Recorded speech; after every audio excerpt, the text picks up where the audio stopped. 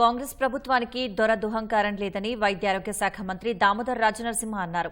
ఉస్మానియా ఆసుపత్రిలో కొత్తగా MRI, OP విభాగాలు సహా డైట్ కిచెన్ను మంత్రి ప్రారంభించారు.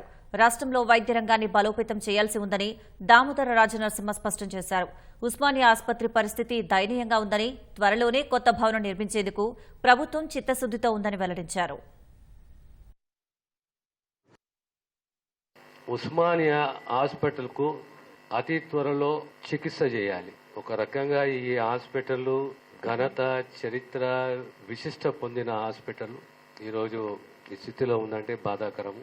త్వరలో ఉస్మానియా హాస్పిటల్ కొత్త బిల్డింగ్ నిర్మాణానికి ఈ పరిధి అంటేనేమో హెరిటేజ్ బిల్డింగ్ అని చెప్పి ఈరోజు సబ్సిడీస్ ఉంది. ఆల్టర్నేట్ ఏంది అనేది ఒకటి ఆలోచన చేసి ప్రభుత్వం త్వరలో ఒక నిర్ణయం తీసుకొని శంకుస్థాపన చేయాలనే ఒక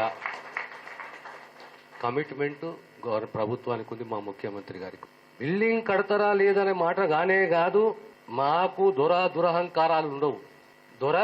దురహంకారాలు పెద్ద పెద్ద ఆలోచనలు ఉండవు. చరిత్రలో నిజాంలాగా మిగిలిపోవాలి ఉండదు మాకు. పేదవాడు బ్రతకాలి, పేదవానికి మెరుగైన ఆరోగ్యాన్ని ఇవ్వాలి, పేదవానికి ప్రమాణాలతో కూడిన విద్య ఇవ్వాలనే తపన మాది. I believe in common man's education and health.